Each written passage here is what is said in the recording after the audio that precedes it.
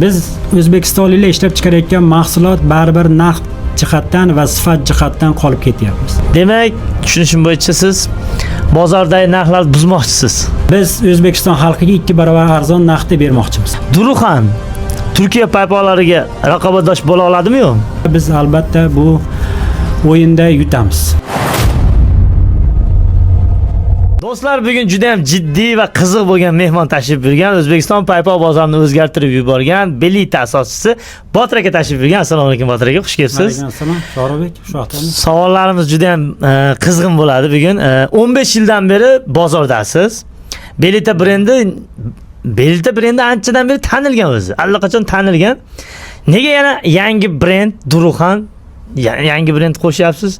Bu sizga nimadir yetmayaptimi yana? O'zbekiston bozorida Turkiya paypoqlariga egami. Biz O'zbekistonliklar ishlab chiqarayotgan mahsulot baribir narx jihatdan va sifat jihatdan qolib ketyapmiz. Va men O'zbekistonda birinchilardan bo'lib Turkiya modelidagi mahsulotni ishlab chiqardik va buni biz Duruxan deb nomladik. Demak, tushunishim bo'yicha siz bozordagi narxlarni buzmoqchisiz. Buzish emas, aksincha biz O'zbekiston xalqiga sifatli mahsulotni berish va kerak bo'lsa narxni 2 barobar arzonlashtirish niyatidamiz.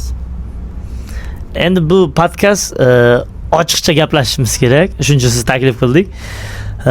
Ochiq to'g'risini ayting. Mana muxlislarimizga ham qiziq. Qancha ketdi bu loyihaga? Nech pul ketdi? Limon yeb turasizmi? Limon? Ha. Limon ketdi. $1 million mi? Ko'proq sal. Undan ham ko'p. Ko'proq. Yaxshi. Endi bitta paypoq uchun $1 million ko'p emasmi? Bu texnologiya o'zi qimmat turadi. Ikkinchidan xom ashyolari faqat chet eldan keladi. Turkiya va Xitoydan keltiriladi. Shuni hisobiga bu paypoqlarni tan narxi ham qimmat chiqadi, lekin biz O'zbekiston xalqiga 2 barobar arzon narxda bermoqchimiz. Endi shu gapingizga savol tug'iladi.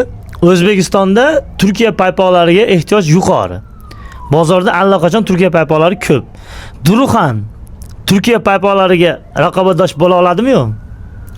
Turkiya paypoqlarining hozir kunda narxi 30 ming, 35 ming sotiladi do'konlarda. Biz o'zimizning mahsulotni 2 barobar arzon qilib qo'yganmiz, lekin sifatini Turkiya paypoqlaridan qolishmaydigan darajada kerak bo'lsa ayrim 3 ta 4 ta punktda biz ulardan yaxshiroq sifatda qilib chiqarganmiz va men o'ylayman O'zbekiston xalqi baribir sifatni tushunib yetadi ertami kechmi va biz albatta bu o'yinda yutamiz. Demak, bozorga jiddiy kirib kelish bo'lyapti-kan Duruxan. Xudo xolasa. Bu shunchaki marketing gapimi yoki bir sotuv boshlanganmi hali? Biz 1 oydan bo'ldi ishlab chiqarishni boshlaganmiz va sotuvni boshlaganmiz va hozirgi kunda mahsulotlarimiz yetmayapti. Aytib o'tganimdek, baribir sifat o'zini gapini gapiradi. Demak, Turkiya paypoqlari bilan bir xilda sifati, lekin narxi 2 barobar arzon bo'lgan Duruxan hozir bozorda. Bozorda bor. Bemalol odamlar olib kiysa bo'laveradi. Albatta. Shu yo'sinda bitta narsani aytib o'tib keting. Duruxanning asosiy maqsadi, vazifasi, birolik odamlarga foydali tarafi nimada? Duruxan mahsulotlarining asosiy afzalligi, asosiy foydaliligi bu tabiiy tolalardan foydalanishlik, ya'ni bambuk va modal iplardan foydalanishlik. Sintetika iplarning umuman yo'qligi. Antibakterial xususiyatlarga egaligi, yumshoqligi va juda ko'plab foydali xususiyatlari hisobiga O'zbekistonda o'z o'rnimizni egallayapmiz. Shuncha narsasi bo'lib turib, nimaga arzon? Turkiya paypoqlari Turkiyaning o'zida juda qimmat, birinchidan. Ikkinchidan uni olib kelish, yo'l kira xarajatlari, rastamosha xarajatlari va qo'shimcha foydalarni ko'p qo'yish hisobiga Turkiya paypoqlarining narxi qimmatlab ketadi. Hurmatli do'stlar, xullas endi siz Duruxan paypoqlarini ham kiyib yuring. Sifatli va arzon narxlarda kiyib yursanglar bo'lar ekan. Botir aka tashrif uchun rahmat.